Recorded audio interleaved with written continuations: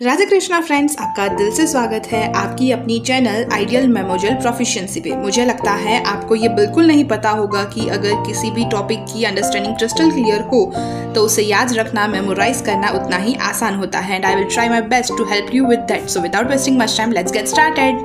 Hello and welcome back to the another video of organ and of medicine, जिसमें हम कर रहे हैं साइकोलॉजी को कवर। और उसमें भी पिछली वीडियो में हमने किया था कैरेक्टरिस्टिक्स ऑफ ह्यूमन बिहेवियर, और आज हम करने वाले हैं faculties that influence behaviour. So without wasting much time, let's get started. Faculties that influence behaviour में हम क्या जानने वाले हैं, क्या पढ़ने वाले हैं, वो स्टार्ट करते हैं। सो सबसे पहला पॉइंट है learning and behaviour. Learning is defined as any relatively permanent change in behavior that occurs as a result of practice or experience.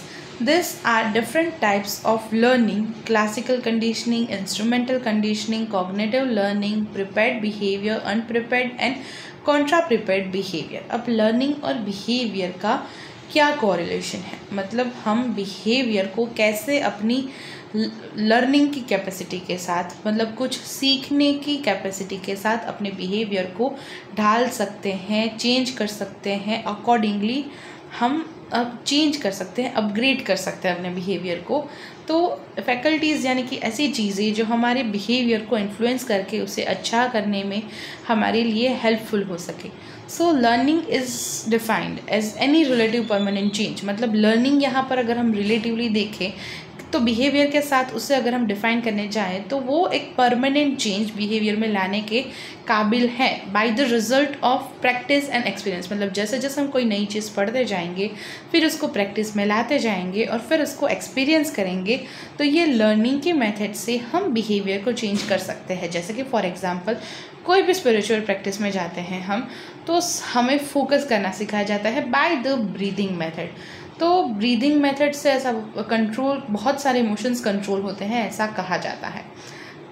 Try and tested हैं कई लोगों के द्वारा, कई लोग मानते भी नहीं हैं, सो ट्राई कर लो, ये अभी पॉइंट नहीं है।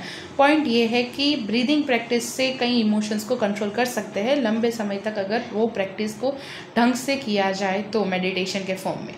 सो ये चीज़ बिहेवियर को कंट्रोल करती है। तो हमने वो सीखा, अगर हम उसको प्रैक्टिस करेंगे, अगर वो चीज़ हो रही है, उसका एक्सपीरियंस करेंगे, तो इसके थ्रू हम हमारे बिहेवियर में एक परमानेंट चेंज ला सकते हैं। This is what I think they are trying to explain. So there are different types of learning, बहुत सारे डिफरेंट लर्निंग्स है। जैसे कि यहाँ पर दी गई है classical conditioning, instrumental conditioning, cognitive learning, prepared behaviour, unprepared behaviour and contra prepared behaviour. इन सारी चीज़ों के बारे में डिटेल में जानना है तो कमेंट सेक्शन में ज़रूर बताना, अगली शॉर्ट वीडियो में इसके बारे में बता दूंगी। फिर है पर्सनालिटी एंड बिहेवियर। तो पर्सनालिटी और बिहेवियर का क्या कोरिलेशन है? When psychologists define personality, they tend to refer to the qualities within the person or the behavioral characteristic of a person or both. मतलब पर्सनालिटी यानी कि किसी भी पर्सन की कैसी पर्सनालिटी है, वो कैसे अपने आप को रिप्रेजेंट करता है, कैसे बात करता है, कैसे चलता है, उसकी ड्रेसिंग सेंस क्या है, उसकी बात करने की टोन क्या है, एंड ऑल दैट। मतलब personality is all over complete package. तो उसमें बिहेवियर है, वो भी एक इम्पॉर्टेंट चीज़ है जो नोट की जाती है पर्सनालिटी में। सो साइकोलॉजिस्ट ऐसा डिफाइन करते हैं कि पर्सनालिटी है, उसको हम ऐसा अगर बताएं तो वहाँ पर क्वालिटीज़ है, वो पर्सन के अंदर की सारी क्वालिटीज़ को देखा जाता है। तो क्वालिटीज़ मतलब कैसी क्वालिटीज़? तो बिहेवियरल कैरेक्टरिस्टिक क्वालिटीज़ को भी देखा जाता है। जैसे कि वो पर्सन है, उसकी ड्रेसिंग सेंस अच्छी है तो वो भी एक क्वालिटी हो गई। कम्युनिकेशन स्किल्स अच्छी है, वो भी एक क्वालिटी हो गई। वो अगर बात करने में अच्छा है, वो ढंग से बात कर रहा है, गुस्सा नहीं कर रहा है छोटी छोटी बात पे, तो वो बिहेवियरल कैरेक्टरिस्टिक्स भी हो गई। तो यहाँ पर हम क्वालिटीज़ है उस पर्सन की, वो भी नोटिस करते हैं पर्सनैलिटी में। बिहेवियरल कैरेक्टरिस्टिक है पर्सन की, या फिर दोनों क्वालिटीज़ और बिहेवियरल कैरेक्टरिस्टिक दोनों चीज़ों को नोटिस करते हैं। फिर थर्ड पॉइंट है memory and behaviour. Memory is a part of cognitive learning. Memory है वो पार्ट है कॉग्निटिव लर्निंग का, मतलब हमारे कैसे बिहेवियर से हमें कौन सी चीज़ अच्छे से याद रहेगी, तो ये दोनों चीज़ें कोरिलेशन में हैं, उसको इसीलिए इसमें शायद कॉग्निटिव लर्निंग की बात की गई है।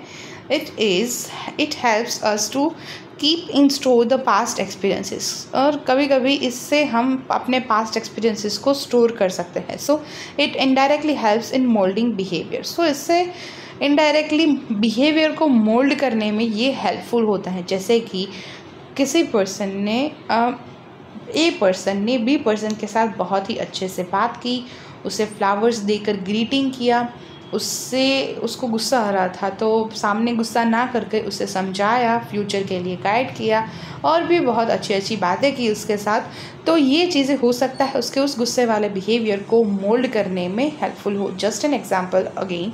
सो fourth point is motives and behaviour. So motives यानी कि हमारी क्या इच्छाएं हैं, हमारे अंदर ऐसी कौन सी ड्राइव है, मोटिवेशन है जो हमें वो अचीव करने के लिए ड्रिवन रखती है। So motivation is defined as a condition with in the organism that arouse maintains and direct behaviour to a specific goal. तो मोटिवेशन है, उसको अगर डिफाइन करने जाए तो वो एक ऐसी कंडीशन है जिसमें कोई भी ऑर्गेनिज्म है, कोई भी इंसान है, वो उठता है, अपनी कोई चीज़ों को मेंटेन रखता है, और ये डायरेक्ट बिहेवियर से रिलेटेड है क्योंकि स्पेसिफिक गोल को अचीव करने के लिए एक प्रॉपर बिहेवियर की भी ज़रूरत होती है। Attitude and behaviour. Attitude are develop based on firm belief or convictions. After proper of some objects, they will guide behavior, but we can't expect that attitude will always influence behavior. So attitude है वो develop होता है कुछ beliefs के base पे कि हमें इस समय ऐसा एटीट्यूड रखना चाहिए, इस समय ऐसा एटीट्यूड रखना चाहिए, या फिर प्री इंस्टॉल्ड, या फिर ऐसा बोले कि कुछ चीज़ों की वजह से ऑलरेडी सेट होता है कि इस टाइम पर इस पर्सन का इस टाइप का एटीट्यूड होता है। सो कुछ फिर्म बिलीव्स की वजह से एटीट्यूड है वो डेवलप होता है, कुछ कन्विक्शंस की वजह से, and after proper of some objects and they will guide behaviour. तो कुछ टाइम बाद कुछ ऑब्जेक्ट्स की वजह से बिहेवियर को भी एटीट्यूड है वो गाइड करता है, but we can't expect that attitude will always influence behaviour. लेकिन हमेशा ये एटीट्यूड है वो बिहेवियर को इन्फ्लुएंस नहीं करता। यानी कि अगर कोई पर्सन एटीट्यूड में है, आप बोल रहे हैं कि आप कई बार बोलते होंगे कि उस पर्सन को नहीं बात करनी, उसके साथ बात नहीं करनी, वो बहुत एटीट्यूड में है, वो ठीक ढंग से जवाब नहीं देगा। सो वो उसका जो बिहेवियर है वो यहाँ पर एटीट्यूड के थ्रू रिप्रेजेंट हो रहा है, लेकिन ज़रूरी नहीं है कि हर बार एटीट्यूड है वो बिहेवियर को इन्फ्लुएंस करे। So sixth one is emotion and behaviour. Emotion is a subjective behaviour is perceived by external manifestation. So emotions और बिहेवियर का कोरिलेशन बताया गया है कि इमोशंस है वो एक सब्जेक्टिव बिहेवियर है, कि सब्जेक्टिव यानी कि इन द सेंस यहाँ पर वो एक पर्सन, सो पर्सन से रिलेटेड जो भी कोई पर्टिकुलर बिहेवियर है इमोशंस को रिप्रेजेंट करने का, तो वो इमोशन है वो एक सब्जेक्टिव बिहेवियर हो गया। Is perceived by external manifestation. वो एक्सटर्नल मैनिफेस्टेशंस के थ्रू परसीव होता है, मतलब बाहर क्या चल रहा है उसके थ्रू उसके इमोशंस हैं वो शो होंगे, कभी लव का, कभी एंगर का, कभी हैप्पी, कभी sad and all that. There are a number of theories showing emotions, motivation, behavioural relationship. For a number of emotions different patterns of bodily activity can be detected. मतलब कि यहाँ पर दिया गया है कि बहुत सारी ऐसी थियरीज है जो इमोशंस को शो करने के लिए और उसके रिलेशनशिप्स को बताने के लिए काम आती है, जैसे कि motivation, behaviour, relationship. For a number of emotion different pattern of bodily activity can be detected. कई सारे ऐसे इमोशंस हैं जिसके लिए कुछ अलग अलग टाइप की बॉडीली एक्टिविटी हैं वो डिटेक्ट की गई है। जैसे कि अगर कोई पर्सन बहुत सैड है तो रोना, it is one of the example of that. So seventh one is heredity, environment and behaviour. So heredity का, एनवायरनमेंट का एंड बिहेवियर का क्या कोरिलेशन है और कैसे इन्फ्लुएंस्ड होता है। So heredity influences human behavior by passing on of genes from a parent to its offspring. For example, eye color और hair color. So कई बार हेरिडिटी से इन्फ्लुएंस होकर ह्यूमन का कोई बिहेवियर है वो पास ऑन होता है पेरेंट्स के जीन से ऑफस्प्रिंग के जीन पर। फॉर एग्जांपल कोई भी किसी भी पर्सन का आई कलर है या फिर हेयर कलर है वो। Environmental influence behaviour in harder to define way. For example patterns of behaviour children notice and copy. तो एनवायरमेंटल इन्फ्लुएंस क्या है बिहेवियर के ऊपर, तो वो है कि इसका एग्जांपल्स है वो अगर फाइंड करने जाए तो जो बच्चा देखेगा अपने घर में आसपास में वो कॉपी करेगा। तो ये एक उसमें से एग्जांपल आप गिन सकते हो। This is seen by victims of abuse often going on to abuse others later in life. मतलब ऐसे विक्टिम्स जो कभी अब्यूज़ हुए हैं वो हो सकता है इन द लेटर लाइफ दूसरों को अब्यूज़ करने की कोशिश करे। तो ये एक पैटर्न है। So human behaviour is determined by a combination and interaction of heredity and environment. तो ह्यूमन बिहेवियर है वो हमेशा इन दो चीज़ों की कॉम्बिनेशन और इंटरेक्शन की वजह से दिखता है हमें। हेरिडिटी है एंड एनवायरनमेंट है उसकी। Such an interaction actionist approach to the nature versus nurture controversy is a theoretical compromise, but one which has logic and ample empirical validity to recommend it। मतलब कि ह्यूमन बिहेवियर है वो इन दो चीज़ों के interaction और कॉम्बिनेशन से determine होता है। इसमें कुछ इंटरेक्शनिस्ट है अप्रोच है जिसके through nature versus nurture controversy चलती है। मतलब उस पर्सन का नेचर कैसा है और उसे नर्चर कैसा किया गया था, उसे पाल पोस कर कैसे बड़ा किया गया था, उसके बीच की कंट्रोवर्सी होती है कि इसकी वजह से ये हुआ। एंड मतलब आप समझ सकते हो इसके एग्जांपल्स, जैसे कि कोई बच्चा छोटा था और उसको नर्चरिंग में ढंग से ध्यान नहीं दिया तो वो अटेंशन सीकर हो सकता है, अटेंशन डेफिशिएंट बन जाए। But one which has logic and empirical validity to recommend it. लेकिन एक खुद के पास मतलब किसी के पास इसका लॉजिक या फिर एम्पिटिकल वैलिडिटी होनी चाहिए ये रिकमेंड करने के लिए। स्पेसिफिकली हर एक के ऊपर ये अप्लाई हो वो ज़रूरी नहीं है। May be this would be the message here. More specifically, human intelligence is determined by an array of genetic। more specifically अगर ह्यूमन इंटेलिजेंस को देखा जाए तो वो हमेशा जेनेटिक से ही उसको मिलती है एंड एनवायरमेंटल वेरिएबल्स, और दूसरा है उसके आसपास के एनवायरनमेंट से। Because there are many different kinds of intelligence and because intelligence is not escapable it is both impossible to qualify और क्वान्टिफाई। मतलब कि डिफरेंट काइंड्स ऑफ इंटेलिजेंस होती हैं और इस इंटेलिजेंस को हम स्केल नहीं कर सकते।